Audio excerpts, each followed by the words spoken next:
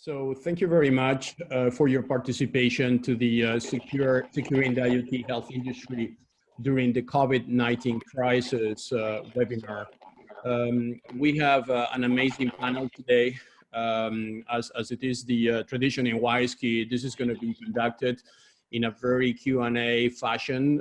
We will be having individual presentations from the panelists on their specific areas of activity, and then we're going to establish interactions between myself as a moderator with the rest of the panelists. Plus, we're going to be processing Q&A that will be sent directly to our team, and our team will be moderating with me those questions and answers back to the panel. So we have the pleasure to have a very, I will say, complementary team. We have representing the private sector, Sambit Mishra, the founder and CEO of QMedic, a very innovative health technology company. He will give us his insight of this sector.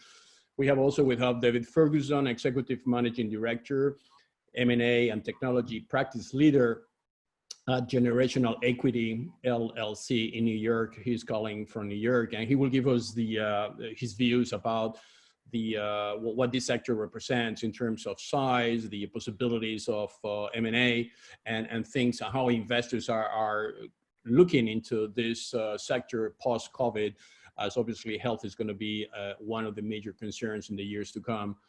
We also have Alvise Giustiniani, which is the Vice President Illicit Trade Prevention at Philip Morris International.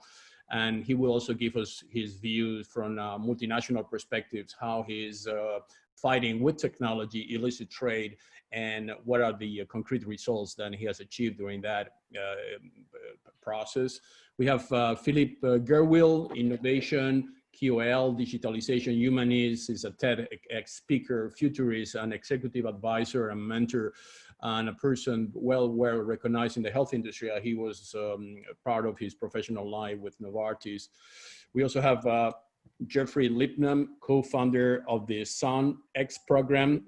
Jeffrey was also a major player in the travel industry during his entire life, both in IATA and the United Nations World Tourist Organization. And he's going to give us his views and insight about how this travel industry is getting ready to accept the new requirements imposed by the health security issues that we have. We have Benjamin Staub. He's part of the WISeKey senior team. He's VP of Business Development and Brand Protection and Customer Engagement in WISeKey in the United States. And he's going to give us also his views and experience about this IoT industry moving into the health sector and how can we provide a digital transformation in this health sector. We have Sebastian Fanti, a predominant Swiss lawyer, very well known in Switzerland, and one of the advocates in data protection. He's also notary and a commissioner of the Swiss canton of Valais. So Sebastian is a big fighter, and he will give us his view on how both legally and politically we can protect the individual towards the potential abuses currently in the market. And then she'll be the first one, is the only lady we have in the panel, so apologies for being the last one to introduce. But we have also the— Last but not least. Exactly. We have Maria Acevedo Java, Stopping Economy, blockchain and deep tech expert, fintech and corporate advisor. She's also sitting on the board of a prestigious organization, also with the Blockchain Research Institute in Latin America. And she will give us her views and experience in the blockchain industry. So I have the pleasure to moderate the team, and I would like to welcome you guys to this webinar. So just to, we are getting more participants joining. We have 108 participants, and I'm sure during the entire panel will be more joining us. The participation is very well distributed. People from the private sector, government officials, international organizations in Geneva. We have multinational technology companies like Oracle and others are joining us. So we welcome all the participants. And let's start the panel. So just as an introduction, the health industry has been major industry during the first 6 months of the year. Health has been the #1 issue worldwide.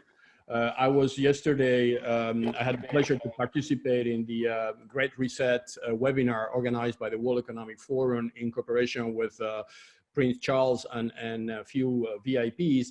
And basically this concept of Great Reset is going to be the major agenda items in politicians, private sector, international organizations during the next months. And it's going to be the major subject of Davos 2021 in January.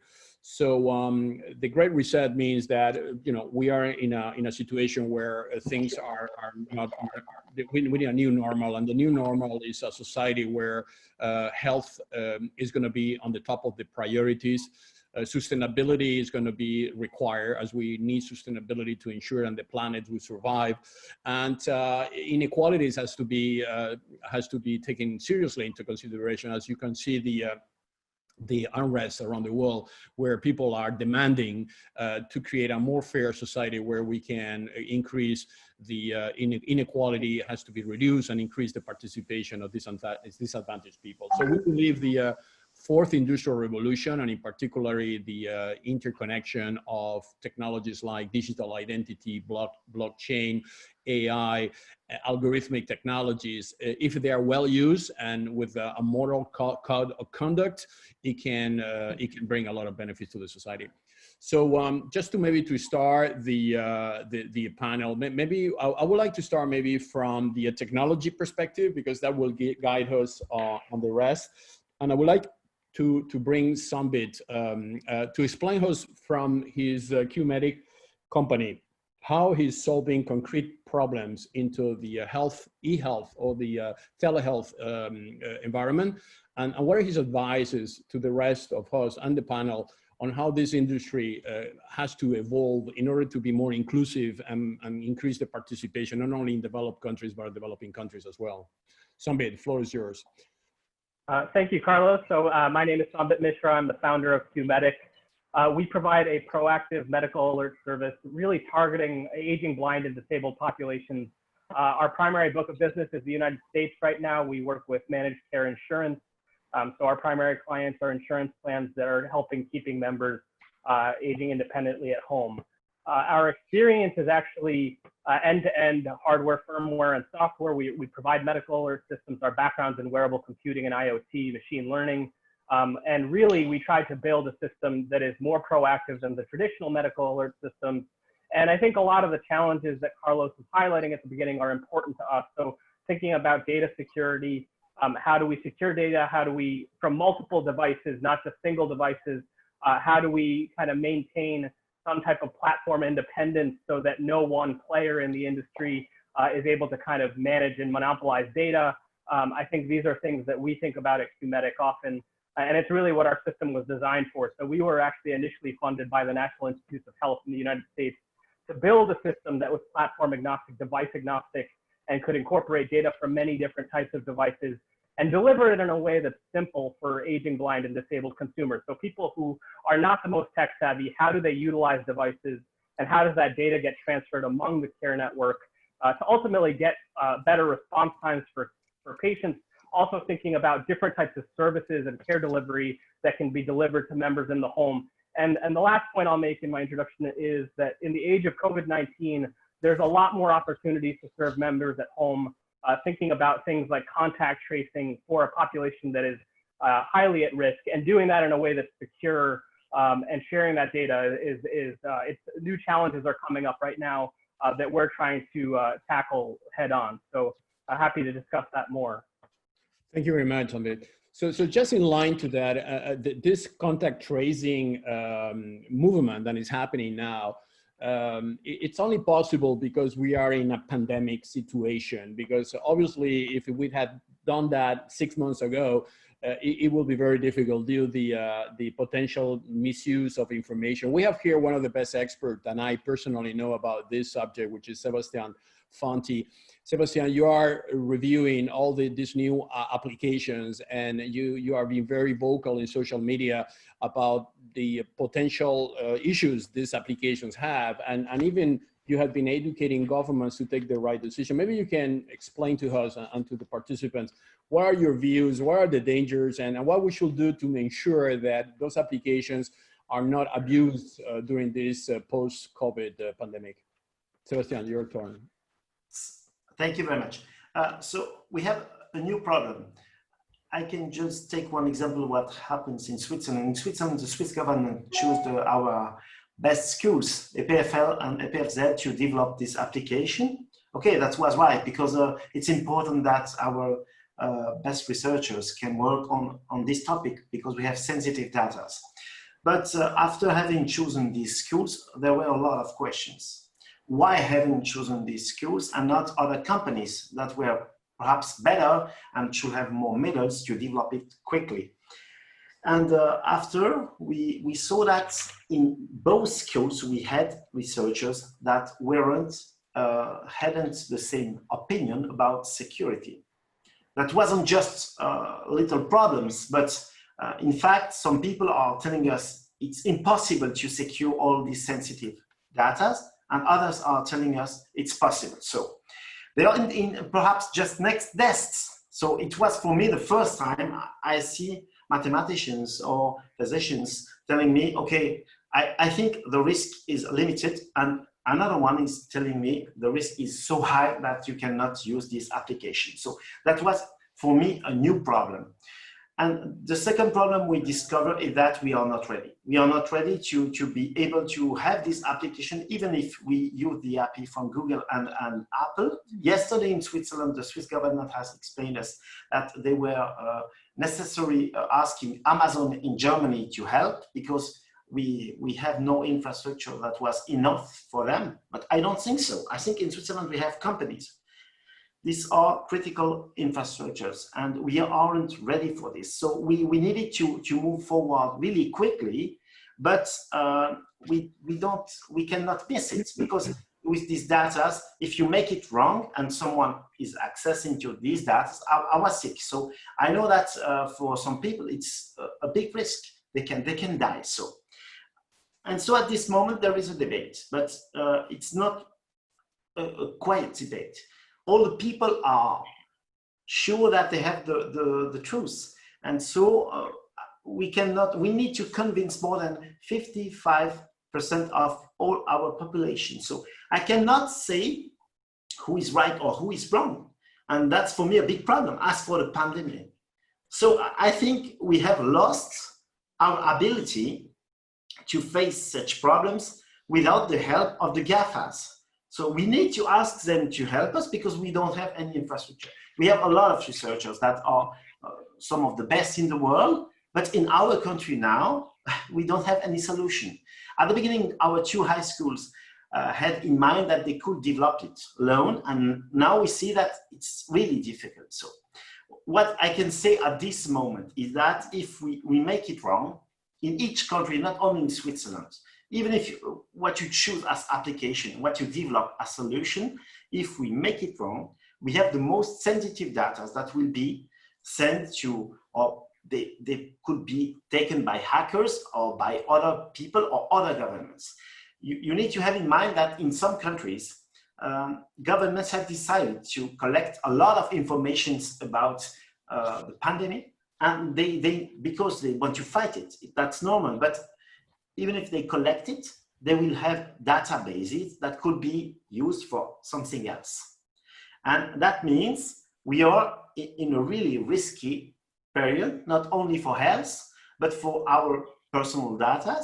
And the people are ready to lose some of the liberties they have, because they are afraid of not be able to live anymore. And we should choose the right way to get all these interests together, to merge them, to minimize the risk, and to have one solution.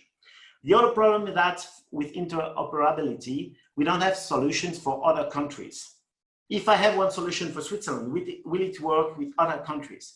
With GDPR, we have now a high level of protection of data in Europe, but not only in Europe, because it's applicable in other countries if you're working with Europe. But the applications are not, at the moment, they cannot work together. So I think my solution was that OMS had to develop now solutions over the countries That will be helpful for each country. Even if you don't have a lot of money, you should use it because everyone is trying to work together on it. And these solutions have to be now tested for the future, not for only this pandemic, but for what could happen next. Because in each country, we have these problems, we have the same problems, some solutions, but we are not sure that it will work. And the other thing is that when you use a technology like Bluetooth for something else than it was developed, that means you haven't thought about the problem to solve before. And I was a little bit afraid because in Switzerland, I have in mind that they speak about Swiss Finnish, you are better than others, but we are not better than others. We have seen it in this pandemic. We need to work harder together. And I think one organization like this organization, OMS, can do this job for the future because everyone has to find a solution to minimize the risk, to find solutions for health, and so that citizens can be sure that everything is done is in the right way now.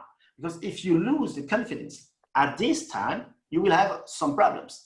So solutions are different from a country to another one, but in Switzerland we speak about Swiss cloud.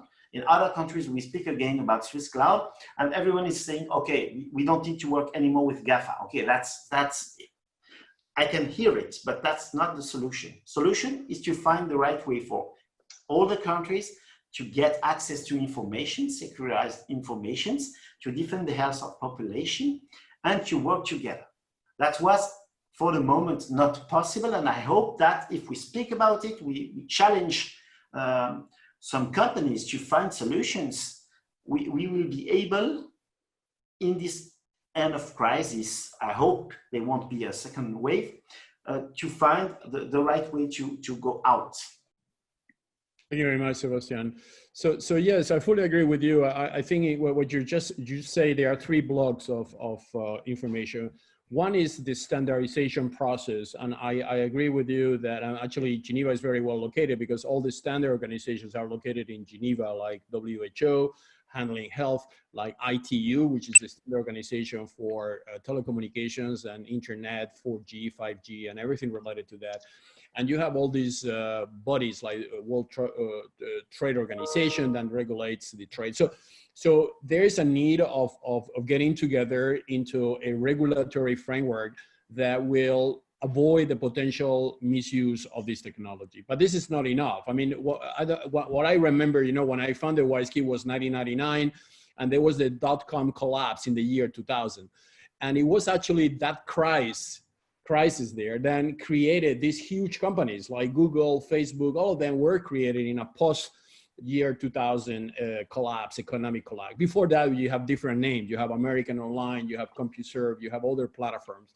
So there is a moment now where a new generation of companies needs to be created based on non-centralization principles. And the good news for that is that we have good technology. We have now things that we didn't have before. We have blockchain, we have digital identity, we have international standards that if they are well combined, or dependencies of GAFAs, who says GAFA says any platform, any internet platform, which is not respecting the World Wide Web original vision 30 years ago to be all inclusive and not be able to be controlled by any party. So I think we can do it. I think Switzerland, despite the fact that we might not have one of those platforms, because we are small and we are agile, with the right people and the right awareness by the government, but also by the private sector and the right investment, it can bring an important piece of the element. But maybe because we are on this, how to do it, maybe Jeffrey Lippman has run very big,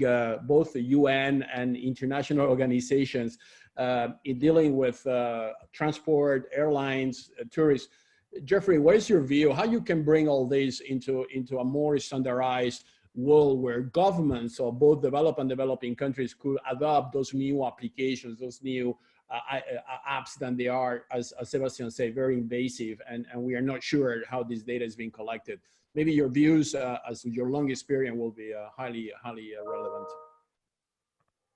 Well, thanks, Carlos. The travel and tourism sector actually has an enormous amount of standardization built into it. It's a massively international economy, maybe 10% of the total economy, and it's a people activity. Everybody on this call is a traveler. It involves destinations, communities, there's companies, big companies, and also massive value chains with the smallest company, local restaurant, local taxi driver. And there has already been, thanks to an organization partly which is in Geneva, IATA, a massive standardization of commercial activities, of technical activities, and of digital activities now. And there's an interface with the International Civil Aviation Organization in Montreal, which brings the government side into this. And it's understandable because, you know, you're putting people in a metal tube 30,000 feet into the sky and saying get from A cross borders, use a massive amount of data, and sadly,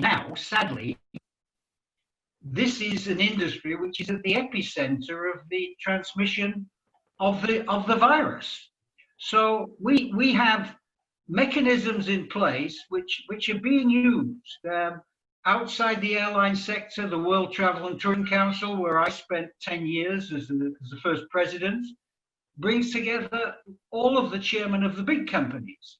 And they are looking at how do you standardize activities in the, particularly when it comes to blockchain, future technologies, blockchain, Internet of Things, all of those things, Carlos, which you have written about with David.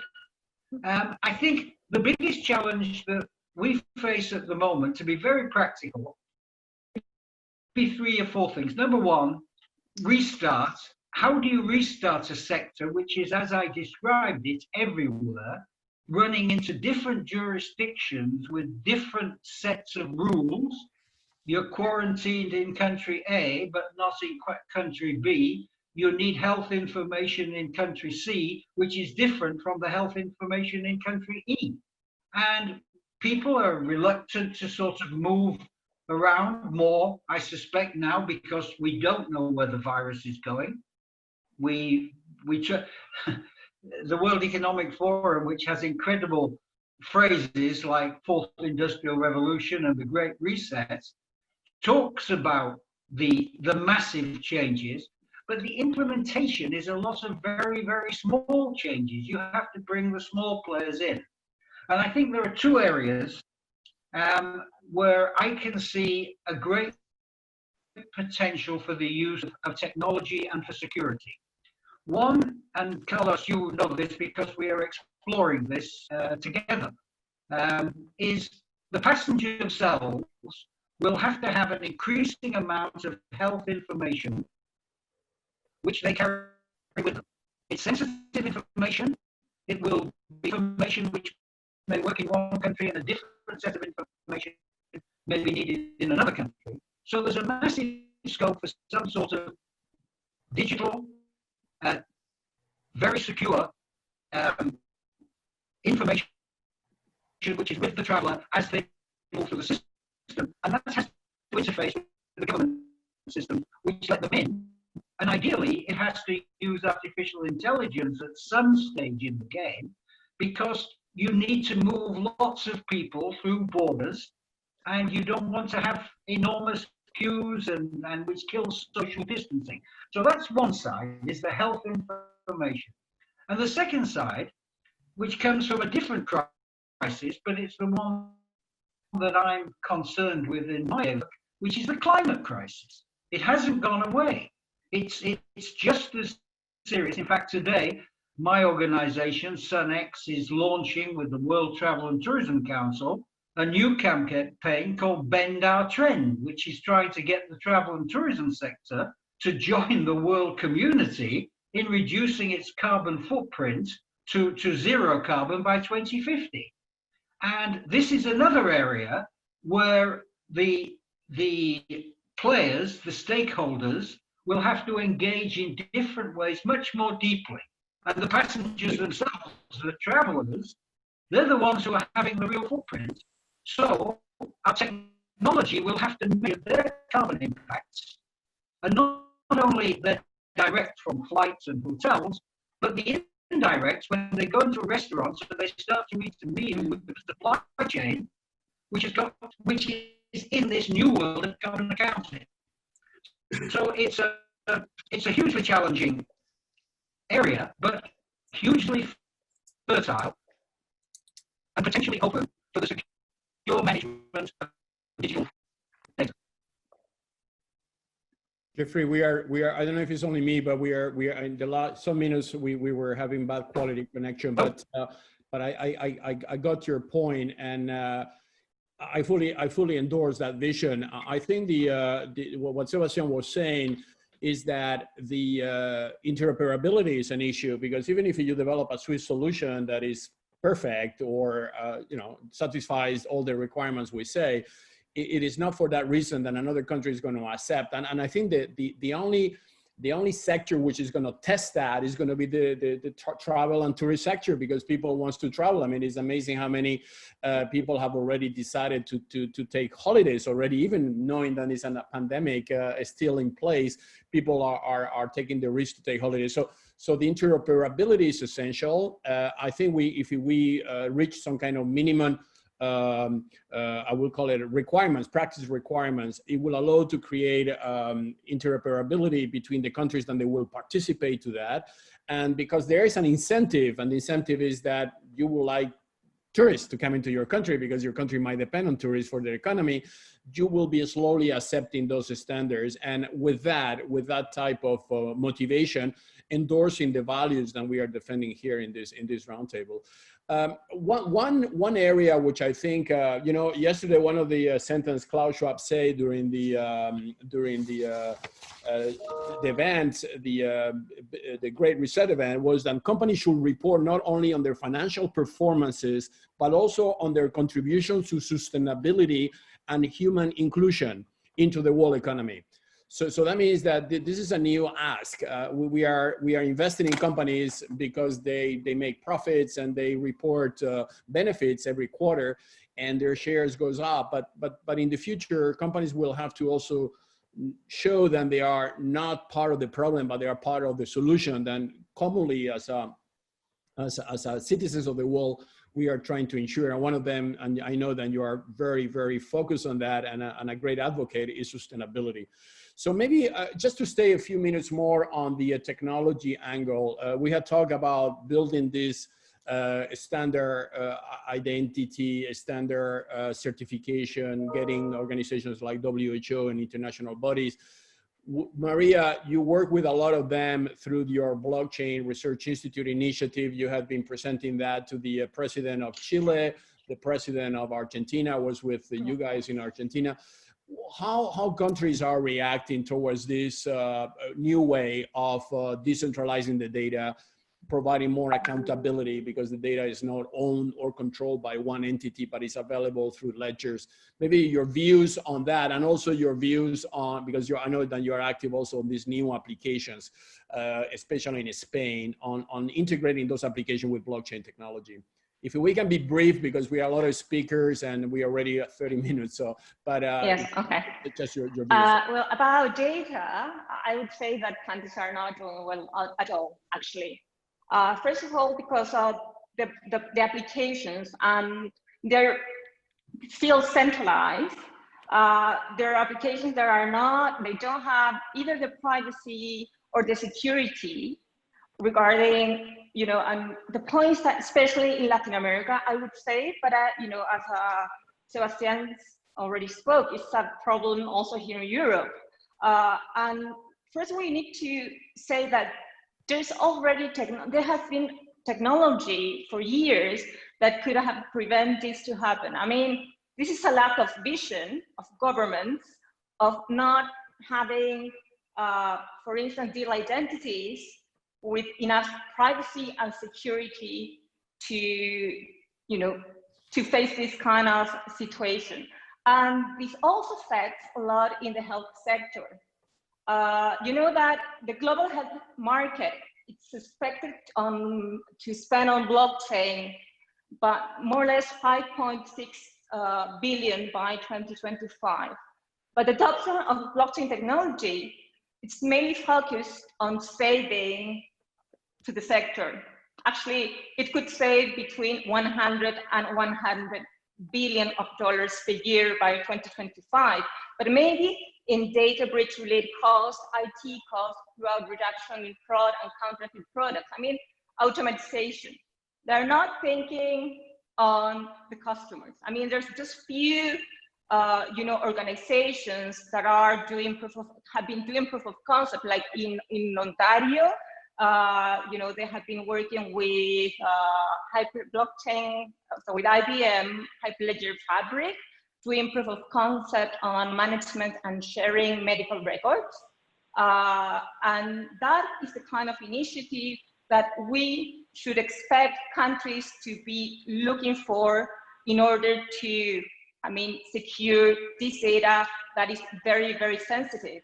Actually, it has been very, not good that because of the emergency, this kind of very sensitive data have been shared with people that even, by constitution, we're not supposed to allow to have it. For instance, in Chile, it's by law, if someone has a disease, it's there's a penalty if someone gives the name of the person with any kind of disease.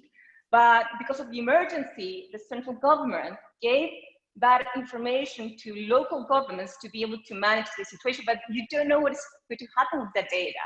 Who is managing that data? Actually, you as patient, you don't know how is it spreading this information. So there's a lot of lack of vision, and so there's a lot of things that must be done. And starting with real identity, what I can tell you, Carlos, it's like it's step number one.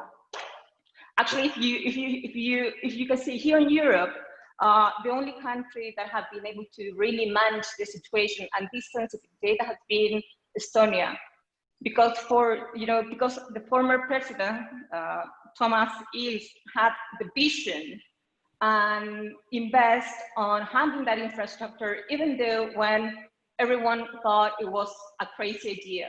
And now it's the only country that really knows how to manage this sensitive information and also can deal with this digital economy that we have been facing during the lockdowns. I fully agree. And there's another interesting, because we are talking here about people, applications, health apps, and things like that.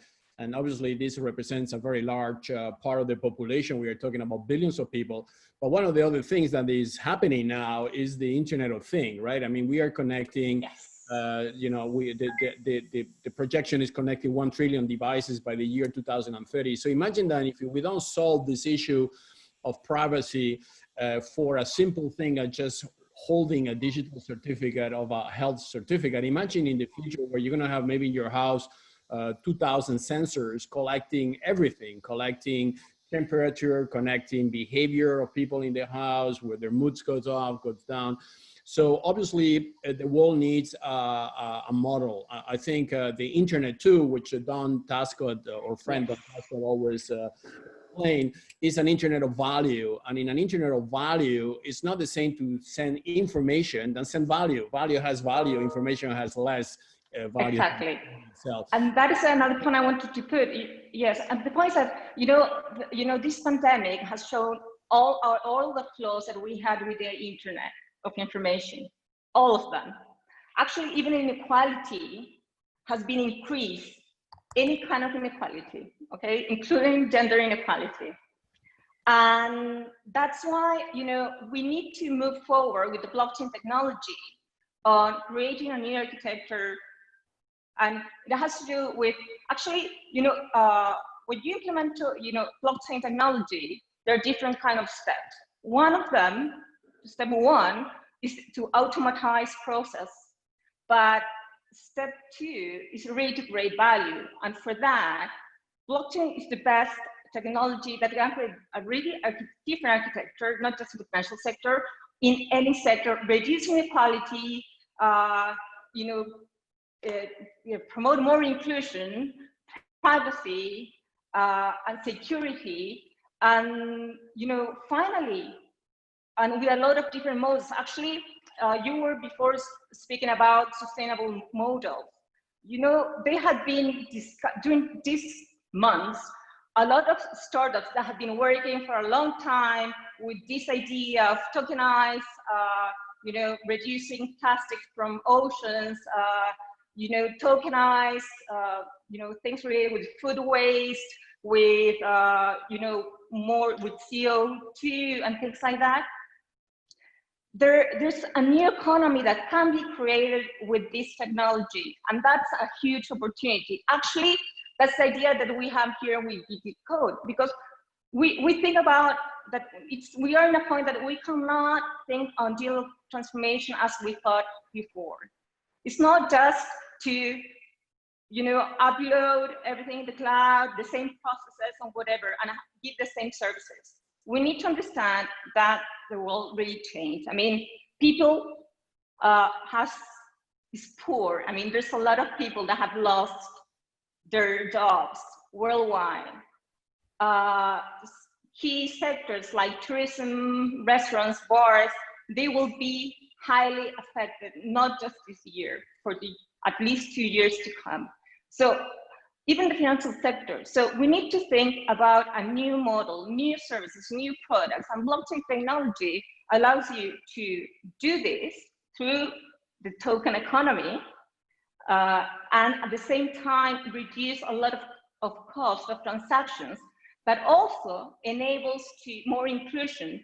People who now is not in the system, in the economic system, even the financial system, because of the amounts of money that they need to move from one country to another. And with the token economy that is enabled by blockchain and the different kind of crypto assets, this could be possible.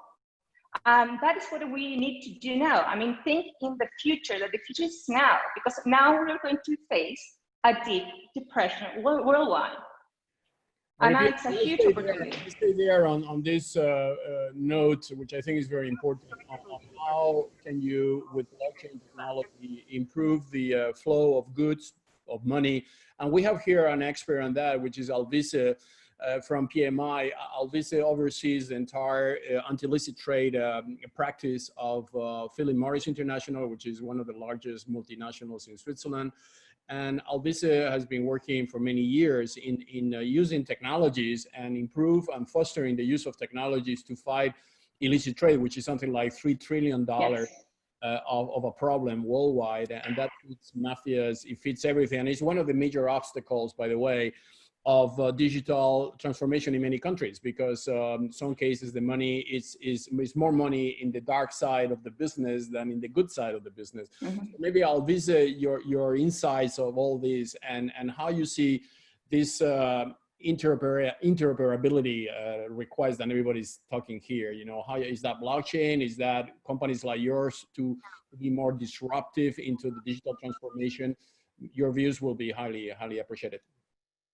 Thank you, Carlos, and also thank you for calling expert. I don't think I'm an expert. I'm just a tobacco person working in the tobacco industry. But yeah, I've been in fighting illicit trade for the last 5-6 years in Philip Morris, and we are doing a lot to fight the illicit trade of the product and the money flows. And panelists have mentioned, and you also mentioned, the interoperability. I think that's a key point. Yeah. And technology can help. It can help a lot. And I'm a strong believer that technology is increasing transparency, and blockchain does exactly that. And transparency is something, and accountability, transparency, which technology can bring, is something which criminal organizations don't like. And you can create easier to bribe a person than to bribe a machine. And it's, so I do think it's not a silver bullet, but it does go in the right direction. So what we have done in the last years using technology is introducing a track and tracing system of our products. To do this, the words interoperability and standards are clearly come into place, and the European Commission, so the European Union, introduced a system in all the 28 European countries, and there was a political will to do that and an organizational will to do it. So the European Union and the Commission are driving that. They have a mandate to introduce regulation. And it's only having the same standards, same interoperability between countries, which makes sense having a track and tracing system. Because another product that coming from Germany going to Italy, if the systems are not interoperable, how do I recognize if it's a product is genuine or not? I think facing the same issues if each country makes an app which they don't connect in terms of the health situation or person on COVID. There has to be interoperability. That's a clear thing. So technology can help, but there has to be a political will. Countries need to be willing to give up part of their sovereignty. There has to be an international organization that take that mandate. And I think in case of the health, there is one, because the health organization, the World Health Organization, is there for that. Maybe they have to, the mandate that needs to be changed or some ways adapted, but to have more implementing powers. But clearly it has to be an international organization. I think there is one. I just mentioned the World Health Organization. Like in Europe, there is the European Union in terms of track and tracing. But technology also helps with artificial intelligence. In order to artificial intelligence, in order to really use and all the data you have on the net, and to be able to screen it and to find patterns of illicit trade and money flow. So it's another part of technology which is helping a lot to the industry in order to counter the organized crime and fighting illicit trade. But interoperability is in my view a key word to make all these technologies effective. I agree, and I think the fact Carlos, that can I just ask a question on that? Please go and ahead. It's maybe venturing into difficult waters, but at this very moment we have the largest, most powerful nation in the world and the most significant economy, and the most the traditional leader in the field of trying to find interoperability and multilateral solutions, is turned in exactly the opposite direction. So how is the World Health Organization, without an active, positive, constructive United States of America, able to provide the kind of interoperability? And what if perhaps that very country is attacking the multilateralism that is needed for interoperability? I mentioned IATA and ICAO. You would not be able to travel around the world if for 40 years, longer, maybe 60 years, those international entities had not been working tirelessly in working groups and seminars and big sessions and small sessions to put an interoperable framework together. So what happens when you have the largest nation in the world saying, not me? Yeah, I think it's a very good question, and it's a very relevant question for the current situation. My view, I work in the UN, as I know, for 15 years, and you know, the United Nations, the only thing can do is what their member countries authorize them to do, right? That's basically, and that even if you go to a specialized agencies like WHO or ITU, that is even more present. And the fact that the United States has left the WHO, being one of the member of the Security Council, it creates all kind of conflict dimensions, you know, because obviously one of the claims is that the Chinese influence was so strong that did not satisfy anymore the U.S. government requirements. But regardless of the political situation, I believe that you can't. Excuse me, Carlos. I just don't think you can say regardless. You mentioned the World Health Organization. I mentioned the Paris Climate Agreement. Yeah, sure. That's my grandchildren that are being killed. Absolutely, and we can extend that to the International Criminal Court as well, where the U.S. left. So I think we have to stand up against this more as international citizens. For sure. But the way to do that, again, is to understanding the limitations of those international bodies. From my experience working inside this organization, they are great to convene meetings, to get some kind of global understanding, to hear the voice of developing countries, but they are not good in bringing anything to execution. And there's where you see this disconnect between the private sector and the public sector. Actually, one of the discussions yesterday was that the trust needs to be reestablished between private sector and public sector. And this is going to take a while before we can do that. But the good news is, and this is what we were discussing before with Marty Pia, is that in this blockchain world, the ruling party or the trust party or the international organization has a less relevant role that it had in the previous centralized world. And this is maybe a chance for just asking them what they are good to do and not put a false expectation in things that they will not be able to deliver. So I think the combination between private sector and public sector is essential. Maybe on that, I would like to bring David Ferguson on this discussion, because David has been very active with me in Davos. We organized several high-level roundtable about the concept of transhuman code. Actually, we co-wrote a book with the name Transhuman Code.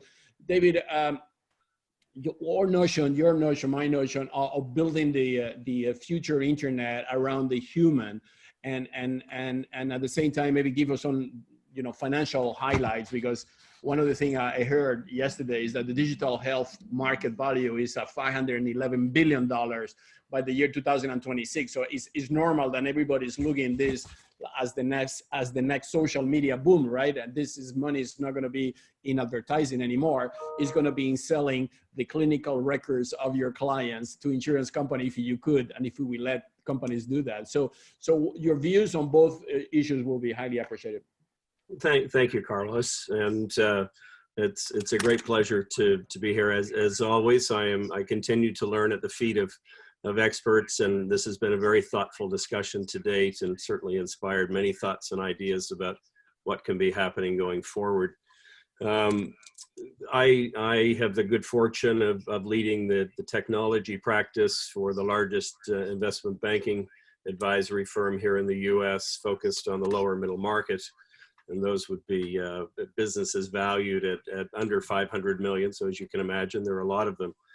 We're very actively involved today in the M&A activity around healthcare and technology, in particular their convergence, which is where we see some very dynamic opportunities. And Sambit, who led off today's discussion, I think has created an organization that is a perfect example of how both patients can benefit, as well as or the organizations that support them can also be the beneficiaries. The healthcare market today is approximately 8.5 trillion. Just about 3 trillion of that sits here in the United States alone. But more importantly, it's expected to top 12 trillion by 2022. So not surprisingly, there's a considerable interest from the financial community, both strategic corporations and private equity firms that have been investing to date. A significant investment has been made in healthcare institutions, and an increasing amount is being focused on the development and application of technologies for healthcare. There are 4 really key drivers here, and this is pre-COVID. But obviously health management, access to the market, an aging core patient base, and what we're gathered here today to talk about, which is innovation. It's estimated that here in the U.S. alone, almost 1/3 of healthcare investment is wasted. Miss and over-treatment, fraud, overspending, bloated administrative structures. So if we're going to find some balance and equality in the world as a whole, we're going to have to address that.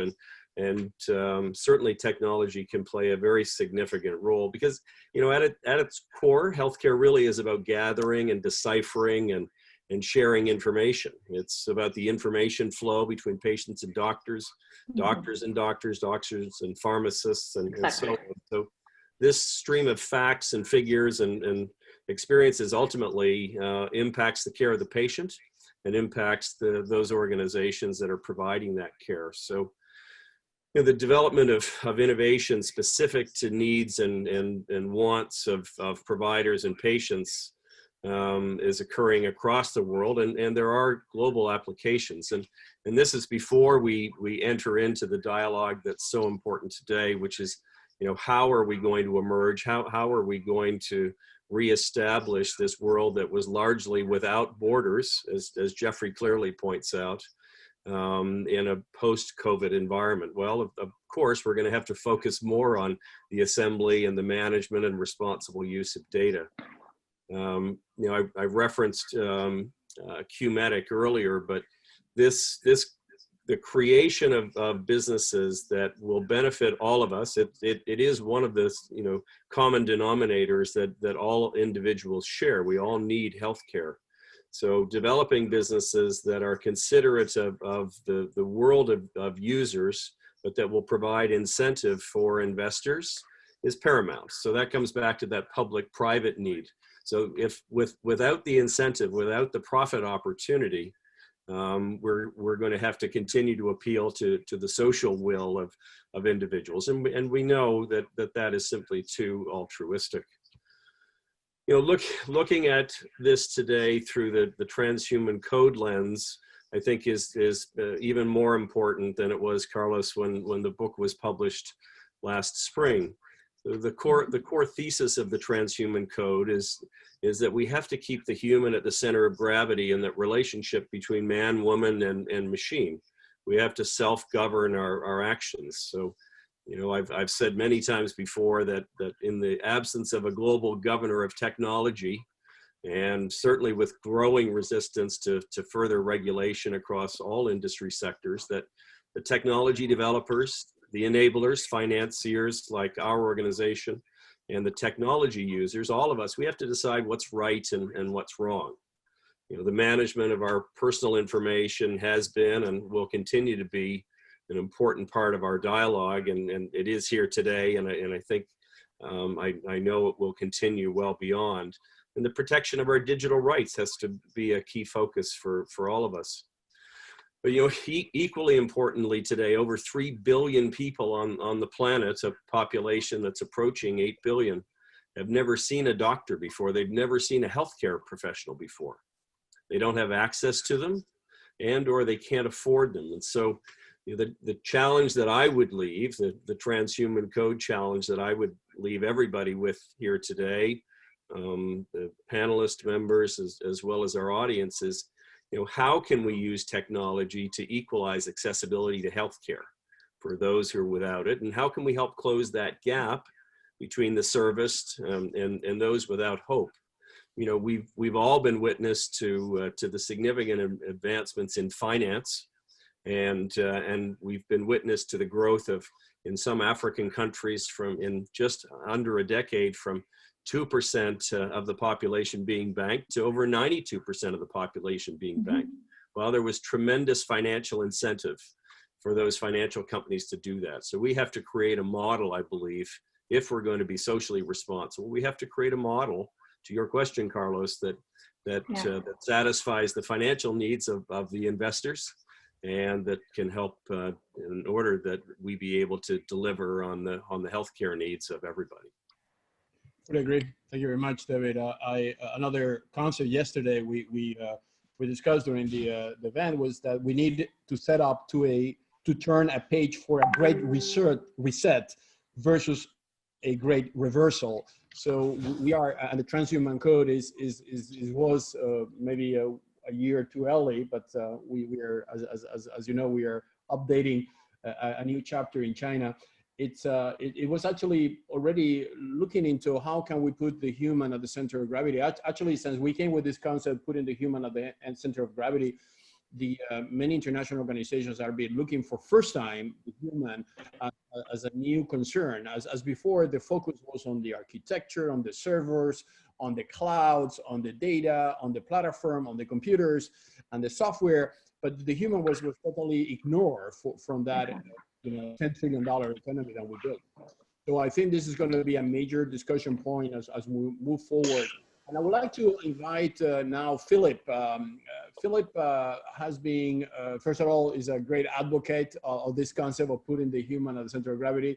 He has been keynoting in TED and in China. I follow you social media as well. Philip, your views, is that realistic actually? I mean, let's talk about China maybe. You're very active in China. You do a lot of conferences in China. Will China ever respect the need to protect the human identity and give them some possibilities to foster that human identity over the internet? Your views of that will be highly appreciated, because I think China is going to drive a part of what we call the internet too. And we need to help them to take the right decisions as they are making their decisions now, right? Yeah. So thank you very much for giving me that opportunity, and also very interesting to just talk after you and David, because you know how much that also very close to my heart in terms of, putting the human in the center, as I said.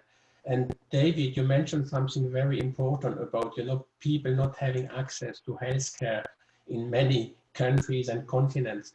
I think the other point I would like to highlight before coming to concretely on China, as you mentioned, as you asked for, Carlos, I think we have a similar challenge. Look, we talked about a lot of technology. So we talked about IoT, we talked about blockchain, all this stuff, which at the end is coming together. You cannot look at them in a silo anymore, because IoT is going to give you some functionality, but also providing a lot of data, which then is touching the big data topic, AI to leverage the benefit, and blockchain provide to secure the data. So all these pieces are coming together.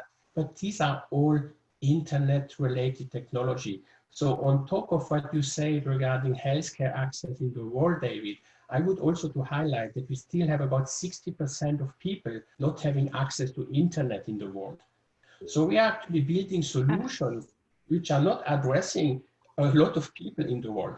So that's just what I wanted to put in that topic before coming more concretely to China. But we still have a huge similar issue than healthcare with the internet access, because we can provide a lot of solutions. Also, we have these difficulties, as I said, to get the kind of multilateralism, all of those topics we discussed before.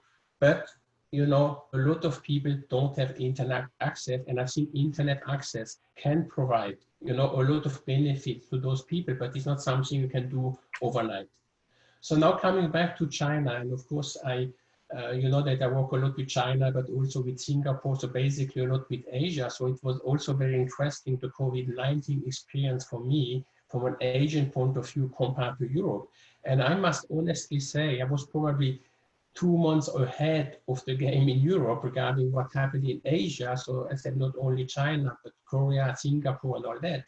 And at that time, I was saying, we will never be able to do lockdowns like China did, because from a point of view, and a lot of other aspects, and even the tracing apps, which was in China, but of course in Singapore, in Korea, I was never thinking we could even have a discussion here.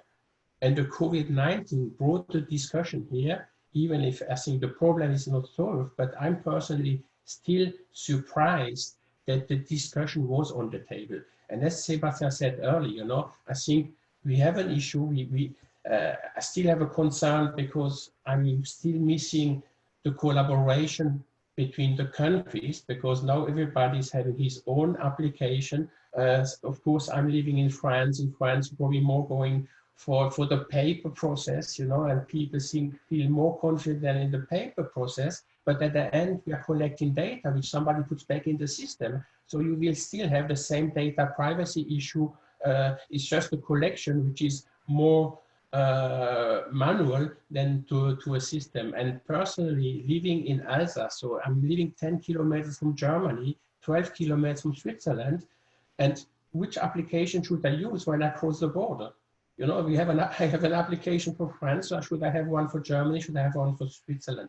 So sorry, that was just my general discussion. So coming to China, I think, Carlos, you also traveled to China, and I hope some other people did also.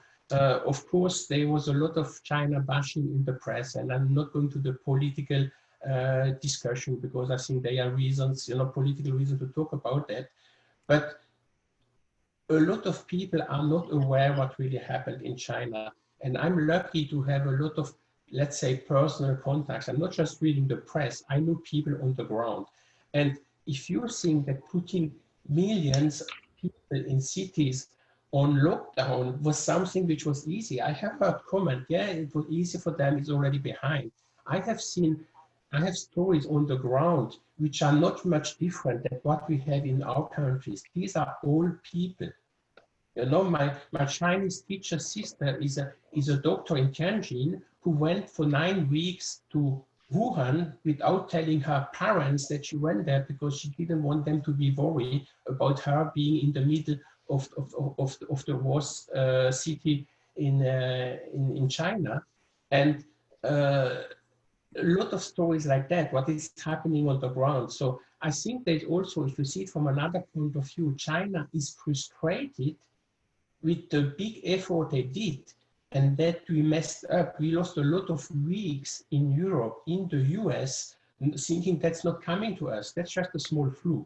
So still think we might have a political issue with China because it's, you know, it's a communist party, it's an authoritarian government, but the people there are real people.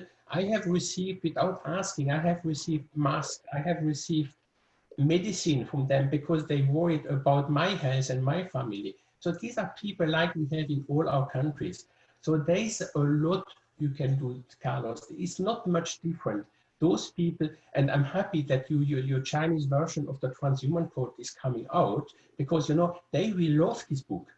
They can talk about, you know, the topic about food, water, education, all the stuff you have in your book is not something which is strange to China. They have exactly the same issue, maybe even more, because there are still a lot of poor people in China.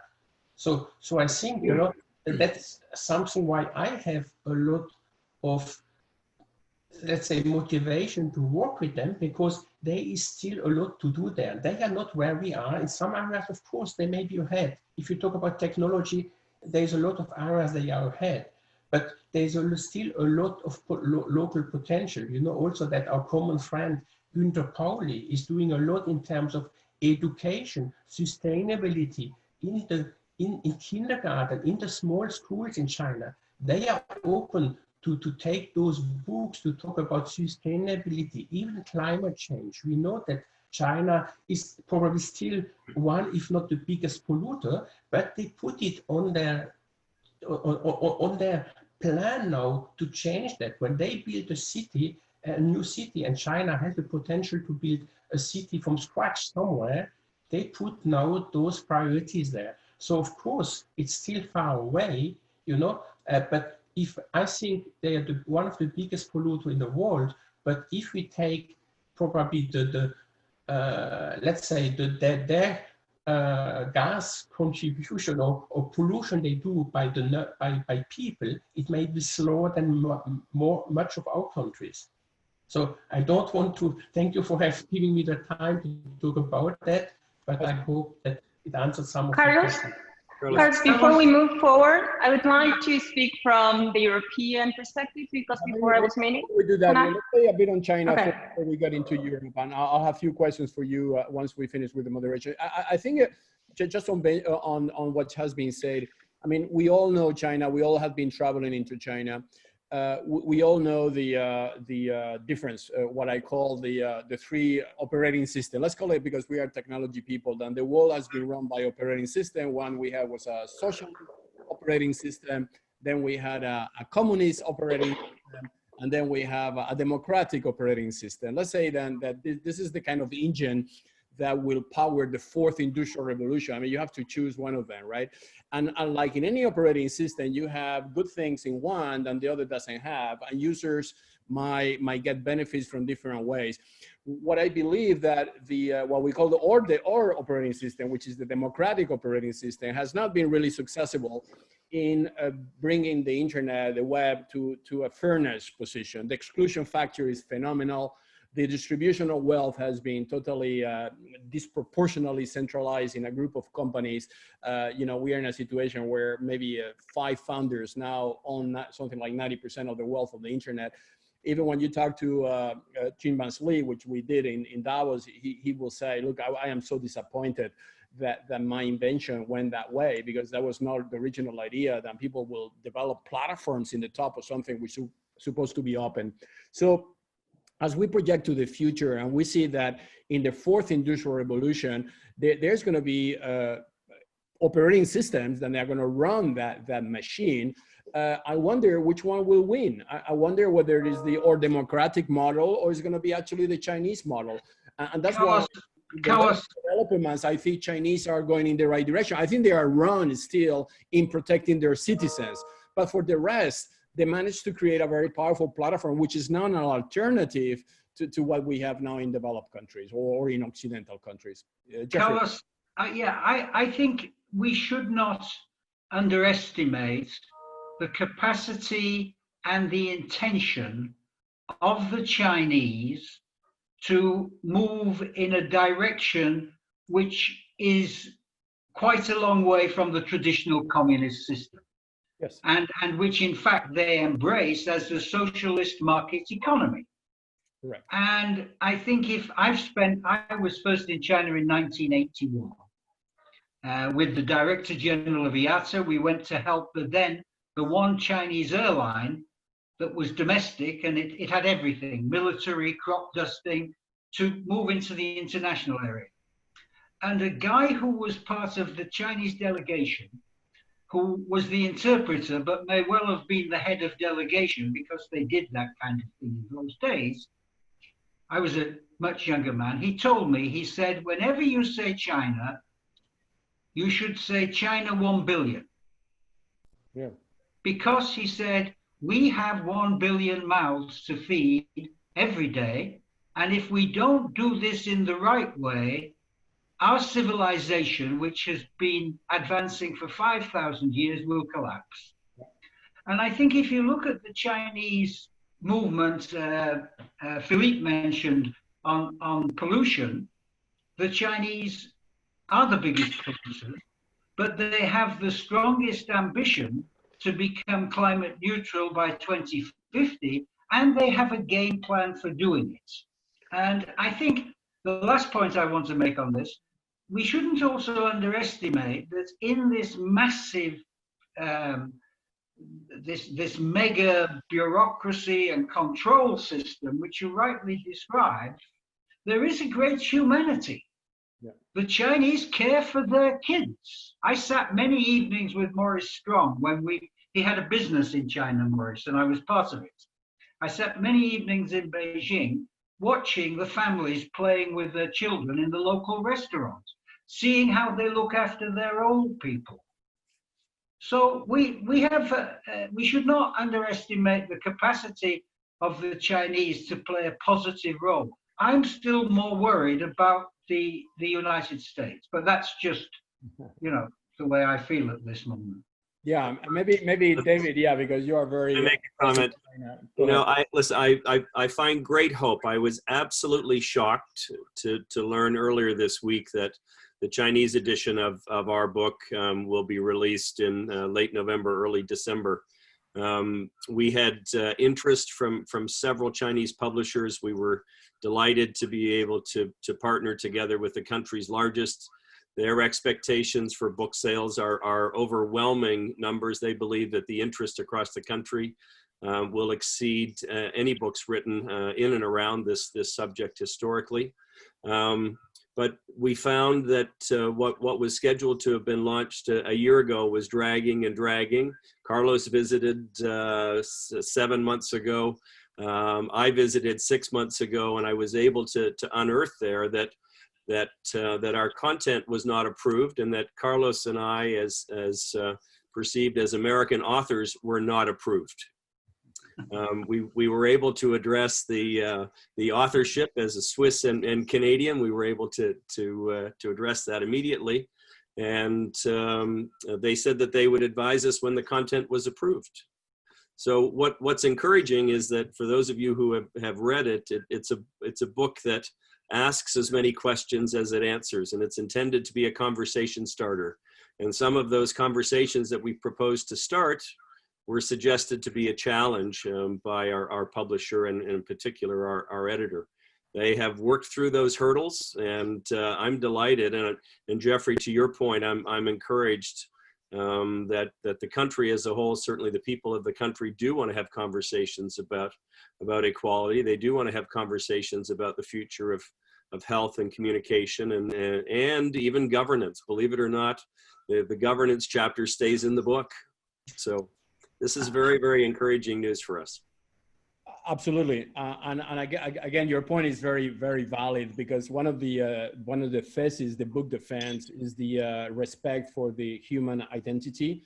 The digital presence of that human is a human right, and those are contents of the book. So the fact of having a book translated and deployed in China, it is a way of transferring those notions, which are universal notions, and we have to do it because, whether we like it or not, this is happening. TikTok now, which is the Chinese app, Yes, used by all your teenagers. My teenagers are using it, and that data is stored now in China. And this is the first massive success story beyond even Facebook of mobilizing the next generation. All the kids between 10 and 14 started to use, but now everybody is on TikTok. The same way we started with Instagram, and everybody become an Instagram user and so on. So China is learning the lessons on how to be extraordinarily successful in deploying very large ecosystem. But they need a lot of help, and this is— and with blockchain too. Exactly, blockchain too. Contrary with the maybe the position in some American companies, then they don't want to hear, especially GAFAs. They take a very arrogant attitude that we know everything, we don't need your help, we solve all the problems among ourselves. Chinese are open to learn, and they are open to get better. And I think it's a message for Europe, because Europe is sitting between those two technology giants now, where we don't have yet a sustainable value-added proposition that makes Europe and Switzerland, together with Europe, a potential third pillar on these constructions that we are making, which is the fourth industrial revolution. Obviously, the trust element of Europe, the GDPR, eIDAS regulation, the protection, what Sebastian is doing for protecting citizens against potential mismanagement from government, which in some cases they are just because they don't even understand what they are deciding. They don't have the technical knowledge to take reasonable decisions. Those are key things that Europe can bring to China as converting China in a more sustainable, but at the same time, a human-centric infrastructure. And the Green New Deal. And the Green New Deal, we have that. Green New Deal, yeah, which should be embedded. It should not be a parallel track. It should be embedded, right? Absolutely. Maybe before I give you the floor, Maria, I have you, but just to bring Benjamin. Benjamin is a high specialized expert in IoT, and he's in the United States. He works with WISeKey, and he just joined us just a few months ago. How you see, I mean, from the practical point of view, operational point of view, let's go and do it. Where do you see the IoT revolution and the benefits of that revolution globally, and where is the benefit for the consumer? Are they making any value for that, or are we better stay disconnected as we are now? Where are the values there, Ben? Yeah, thanks, Carlos. And I think one of the other aspects that is really important to consider as we go through this discussion is the current unprecedented state with coronavirus and COVID-19 has really put everything around this entire healthcare discussion in a bit of a reactive mode, right? The technologies that we're talking about and the agencies and the governments that we're talking about have all been around for a long time. these discussions about digital identities and data privacy and personal information has all been around, but the current state has put us in a reactive mode as we all realize there will be a new normal, and that new normal will incorporate a new way of healthcare. And I think it's important for those of us that are trying to lead these activities to realize that reactive mode is there and try and turn that into a proactive solution creation. And as we do that, we also have to realize that in reactive times, unfortunately, the bad guys also come out and try and profit from the situation. And so for me, it's really about how do we not only start to integrate and provide those solutions, but also how do we ensure the integrity of those solutions and those solution providers. So specifically, Carlos, you talked about kind of operationalizing it. And I think, you know, the idea of digital identity is going to be paramount to how this gets operationalized. I think you'll see it operationalized first from the healthcare provider perspective, most likely, and the ability for those healthcare providers to track their information. I think it will be leveraging distributed ledger technology and blockchain as a way to protect the data and the privacy of the information, because that will empower a healthcare worker to be able to share their credentials, let's say, whether that's their test results or their certifications, et cetera, without really exposing the true information, the private information. And I think that's going to be a very key piece to the solution. I think that will have to eventually expand beyond the healthcare providers into the normal world and into digital identities for people. And I think the other aspect of this that we haven't really touched on is, you know, there are a lot of other components to healthcare that have to be protected and have to have an identity in order for the holistic view of health and well-being to be secure. And that's everything from, you know, the medical devices and authenticity to pharmaceuticals and authenticity to usability. So you ask about the consumer impact, and today you've seen a huge movement towards telemedicine, but as you've heard many panelists say, you know, there's still a large percentage of the world that doesn't have internet connection. That telemedicine may turn into just a phone call, for example. How do I, on the other end of that telemedicine diagnosis, feel confident that the pharmaceutical I'm being prescribed is real, right? Illicit trade and counterfeit pharmaceuticals are a mass problem in the world, and being able to protect that in a similar way, I think, is very important. And it also provides the ability in this more virtual world in particular for a consumer potentially to interact with that pharmaceutical. I may typically talk to my pharmacist when I pick up something, or talk to my physician when I'm being prescribed something. I may not have those opportunities, but if that pharmaceutical has a digital identity and a way for me to interact with it, I can still get that information, as well as close the loop from a digital perspective from my healthcare provider to whatever I'm being prescribed or given back to the secure chain. So you've heard lots about track and trace and these kinds of things. For me, it's about how do we get proactive, and how do we not just solve these problems for the current state we're in, but rather how do we solve the current state we're in while solving the future problems as well. And that digital identity across people and things as it relates to health and well-being, I think, is the critical point. Totally agree. Totally agree. Thank you very much, Ben. I think, and this was when I left the UN, I realized, and this is one of the reasons I left the UN, that people didn't have a digital identity. That we are talking about the unbanking people that don't have a bank account, Yeah. and not even have a bank account before you don't have a digital identity. You just don't exist. And I realized then digital identity is it should be one of the human right provisions.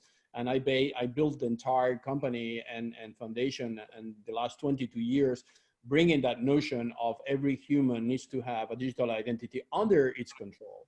And if we do that, we solve all the problems. What we cannot do is to delegate that responsibility to somebody else, because if we do, they will abuse. It's like if you delegate your money or your house to people that you don't trust, right? So digital identity, it has to be controlled by the user. So we have about 11 minutes more, because I don't want to stay too long. These participants that they have been informed that we will stay 1 to 1.5 hours.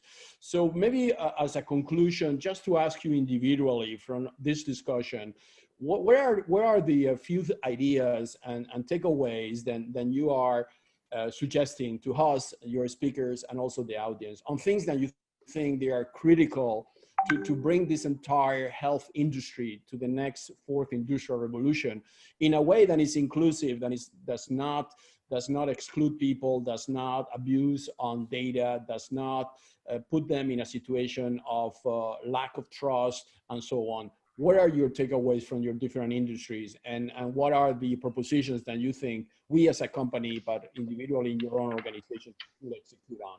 So I start with you, Marie-Pia, this time. Okay, well, about that question, there are several areas where blockchain is already helping the health sector and pharmacies. I mean, not just for users and for healthcare institutions, also for pharmacies. Actually, there's some initiative that help pharmaceuticals on the trial and development process. Even when you need to match someone that have some data or some records on, medical records, or you want to match someone to try any kind of drug. And also here in Spain, actually in Alaska, the last months have bring some projects on blockchain regarding how to, all the process of knowledge of vaccine be in a blockchain. Okay, so there's a lot of things, but for sure now we are still in step one, and it has to do with the user and take care about his privacy and security of his data, and also how to manage and share the data, because as Jeffrey said, now it's going to be very, very important to have integrity of our records. I mean, if I travel to the United States and I get the coronavirus, the doctors will need all his records, the history of my records, because the virus, my body interact with the virus in a different way depending on any kind of health issues I would have. So that, I think that is number one. Of course, for that, we need digital identity, we need standards, and mainly interoperability. And before wrapping up, I have my faith in Europe. It's not because now I'm here, it's because the last month, what we have seen is that finally the European Union decide to move forward on the creation of a digital identity in the Eurozone countries. They have been working on the standards for years. Actually, Alaska has been very active in this, but now they have already made a decision. It's going to be a 3-year program, project, and there's going to be 2 different kind of models. And in the same time, last month, the ministers of telecommunication of the Eurozone had a meeting, and they're already working on interoperability issues, more technical infrastructure ones. So I really have, yes, okay. And also before we close, also because we have seen, the financial sector, the private and the central banks here in Europe, they have also give very strong, initiatives like issuing euro from the Central Bank of France. Remember that last year Santander issued the first bond, completely in blockchain, and they're already working on a lot of, tokenization that will help a lot of people in the whole, for being included in the financial sector too. Thank you very much. I fully agree. Europe is the next comer. It has to. We need to help them, because I was Exactly. on the security conference in Germany with Alvisa, by the way, and the European Union is taking now the right decision. So Philip, your views. We're going to go in that order as we have people on the screen. So it's not. Philip, your views. Some sharp recommendations. 2 minutes on what is your recommendations, your takeaway of all this. Yes, so thank you. So first of all, I think one of the answers is already in this webinar. If you see the composition of the people you have invited, they are people from very different areas. And I think that's very important, that we have this kind of mix, you have a lawyer, you have technology guys, you have business guys, you have finance guys. So it's about how we work together, because if you go to conferences and all that, quite often they are too much focused just on one sector. And I think we need to work together across sector, across industries, and of course, across countries. I also have seen, I went quickly to the questions, which you didn't have time to look at, but there was one question which I noticed, which was about Africa. Is Africa the next continent, the next country? So I'm not going to answer just to that, but we keep in mind, again, if we talk technology, but also about human and people, we should not forget that 60% of the population is in Asia, about 20% is Africa, and Europe is about 10%, and North America about 5%. So if we could kind of dispatch the wealth, and all the technology and everything towards, I would say really Africa and Asia, I think that's where the big potential. And when I talked about the internet access gap, worldwide, it's mainly in Africa and in Asia that we have this gap. So I think that's why we should, from a human point of view, so being healthcare, being technology, invest probably more of our efforts.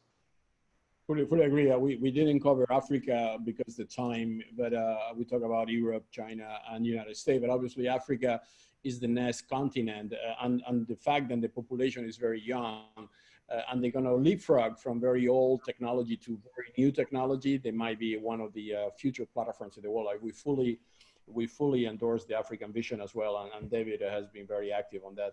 So Jeffrey, your views as well. Thank you very much. Yeah, I have not changed so much from the beginning of the seminar, but I've tried to take account of our colleagues' comments. In the short term, I'm increasingly convinced that empowering consumers, today's travelers and tomorrow's travelers, with this capacity to have their healthcare information digitally available is going to be one of the keys to the travel and tourism sector resetting, to take Klaus Schwab's words. And I think it's not going to reset so quickly, and people who have the capacity to put something into that space, they should be putting pressure to make sure that the interoperability is basic, despite what may be coming out of the most powerful nation in the world. That's point number one. Point number two is the longer term issue, but which has to be tackled now, and that's the climate issue. I think we have to empower the travel and tourism stakeholders, from my world, to be able to measure their carbon footprint, to be able to record it in ways that they can control when they travel, and to be able to have that information almost in an account, like your health information. So you'd have your health information in one place, you'd have your carbon information in the other place. It would come back to you and your digital identity. And I think that's going to be a lot of fun, Carlos, in the next months as we try to probe that and see how the combination of the background that I have in the green area and that you have in the secure digital identity area can add something to that potential. Thank you very much, Jeffrey. And by the way, we are together organizing a webinar sometime in July around this tourist and travel industry disruption through the use of new technologies. So that will be a very exciting event, as well as we're going to bring experts for that area, and we're going to have this debate on practical usage of this technology. And Carlos, you may say, as people can imagine, the title of the entity that we're creating is Wise Travel. Yeah, we're going to make a wise world. You know, that's my final objective. Absolutely, that's great. Thank you very much, Efrain. So, David, please, your floor is yours. Yeah, you know, I'm going to double down on an earlier statement, and certainly it builds on top of Philippe's comments, which is the need to borrow from the fintech playbook for the health tech playbook, and create strong incentive to be thoughtful and considerate about regulation that's established, and in the advancement of public-private partnership. It has to be there.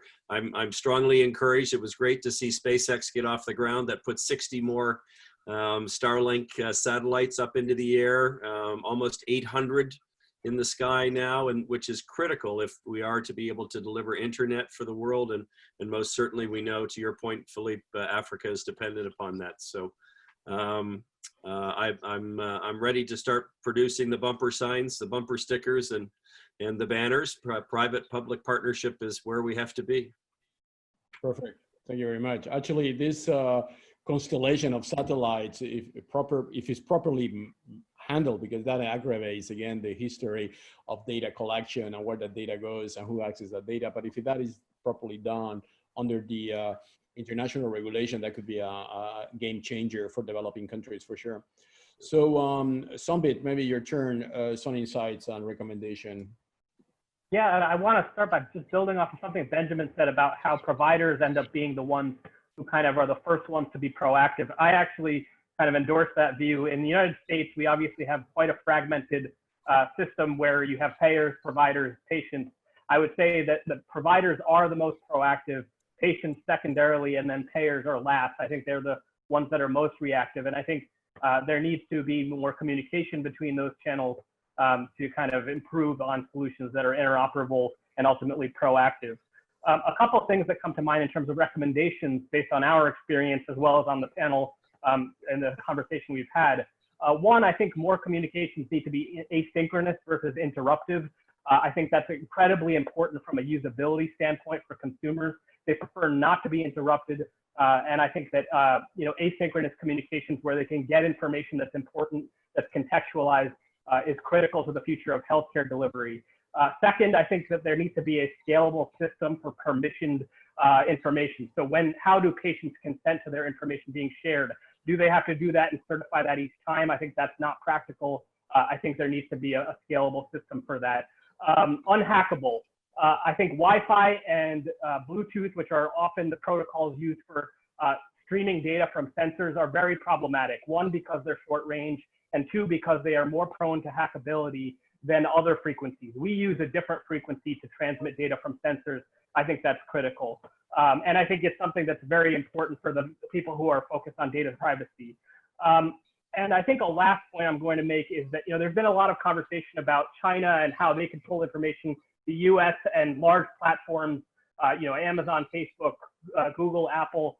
The reality is all those big companies exist. I think that what smaller providers that are focusing on innovation need to do is find a way to stay platform agnostic and platform independent.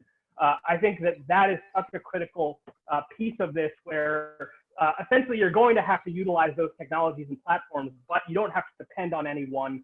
And if you can do that, you can help decentralize that information, along with some of the things that Maria spoke about blockchain being integral to the future of transactional data. So I think I'll leave it at that. And I know there are questions about net neutrality. My short answer is I endorse net neutrality across the board. I think it's very important. So that's my take. Thank you very much, Sambit. I fully agree about the agnostic component, as I believe if governments, and this was the point of Sebastian when he was informing about where the data is being stored now, if we will have the possibility of developing an agnostic way of treating all those platforms without the need to select one, we might have a solution there. Maybe taking on that, Sebastian, just to bring you back to the discussions and just some recommendation for the panel. Yes, I think now everyone wants to live like before. Nobody wants to take the time necessary to think about, to debrief now. We need to take time to think about what has happened, what we could ameliorate, and how we could work stronger together. That needs political inputs, but even citizen inputs. Because, you know, the citizens now, they know that everyone has done his best, but they know that we weren't prepared. They know that we should have changed a lot of things in our life, like we work, like we are with kids. We needed to change a lot of things, but what have we learned about it? We need to take the time to find other ways to get together. And during this time, I think we should give some missions to people who don't want to earn money. They just want to be better and to make things better working together. Yeah. And we should have like ambassadors of goodwill, people who will be ambassadors for international organizations. They work free, they work together, they give their time, and during this time, we put all in ideas, inputs together, and we try to find a solution. For me, what's the most important thing is that if it happens again, for the next time, we should have a toolkit that could be technically, legally, politically used immediately. We don't lose the time we have lost this time, because that was impressive. Even if you were living in Switzerland, we knew that in China something was wrong. We knew it, but we had in mind it cannot come in my country, and we lost this time. So I think the best people at the best place should be chosen as these ambassadors. They need to take some time to think about the next crisis. That won't be for sure health crisis, but perhaps it will be something else. But we should be together and to find a common way, common interest that we all agree to defend. Health is one of these interests, but there should be more. What are the fundamental rights we need to defend together when you work in such a digital world? And if you agree with it, so, okay, you will work with a lot of people in the world, and you will perhaps propose your plan so that in the next global crisis, we will be able to react and to work together more easy and more, perhaps with more speed, more effectiveness. And so that, because for me, what's the most impressive thing is that everyone has now in mind, I can die. So they are losing all the normally, and they fear everything. The fear has to be fighted in different ways, and we need with intelligence, artificial intelligence, to be able perhaps to prevent everything that we have lived now. Fully agree. And again, this idea of being able to be alerted before it's too late and create casualties, this is going to be a recurrent issue, because this is first of all, we might have a second phase of this virus, but in the future we'll have other viruses. And we cannot expect to lose the amount, 10% of the global GDP it's been lost just to be reinvested back again into building again the infrastructure from a start. We cannot afford that. 40 million people losing their jobs in the United States, 4 million people in France, and even in Switzerland, you know, these queues of people looking for food because they cannot feed themselves. So there's a need for an early warning system that will, regardless of the platform, should be platform agnostic, should be alerting from anywhere in the world without any filtering or any propaganda or any deviation of the truth, in a way that decision-making centers can take the right decisions to avoid this to happen again. And this is not difficult to be done. We have the technologies, the combination of AI, identity, blockchain, all the good things that we just discussed now. For first time, the humankind has tools that will allow us to be protected in a much better way if we will be less egocentric as we are. I mean, we need to be able to, as you say, money should not be the only driver here. It should be the passion and the commitment to leave a better world for the future generations. So Alvise, your views as running such a big company, is that something, all these things that we have discussed here, that you think will be able to discuss with multinationals? Are multinationals now open for this type of discussions? And what are your conclusion views on this panel, please? Yeah, multinational companies, which are always seen a bit in a strange manner as being the bad guys, and sometimes can be the. If I have to draw some parallels between my job, which is illicit trade, and the virus, both know borders, and in a perverse way, the world is becoming, and it still is very much more global than it was 10, 20, 30 years beforehand. But at the same time, that framework and those institutions and those governance models which we grew up with, which have been there since World War II, are crumbling. Non-state actors, multinational companies, and we mentioned in this program a lot the GAFA ones, have become much more powerful than many, many states. So going forward, I do think there has to be a new world order, which is not to sort it out, but it is definitely something which needs a leadership from top politicians in top countries. There needs a new governance model where private and public sectors are working much more close together, and which many of the panelists mentioned, and Sebastian now, I think the drivers can't be profit. We cannot measure the prosperity on GDP. The GDP is just one of the factors, but the wealth in a country means also how clean the air is, how clean the water is, how good the health system is, the human rights or the inequalities. So I think that should be the new parameters, the values which are driving the society. So we have an opportunity now, because a huge crisis, as somebody said, it was Winston Churchill, we should never miss we should always take opportunity of a good crisis. And I think there is opportunity to get to this new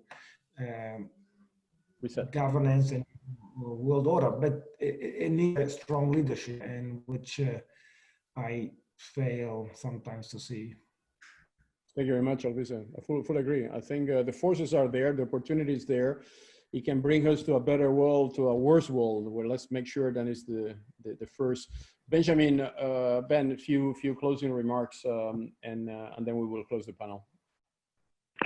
Yeah, thanks, Carlos. I think, carrying on with a couple of the closing remarks, I think one of the things that's going to be interesting is, while we talk about the healthcare space, it's really going to be transformative, not only for healthcare, but for a larger part of everyday life.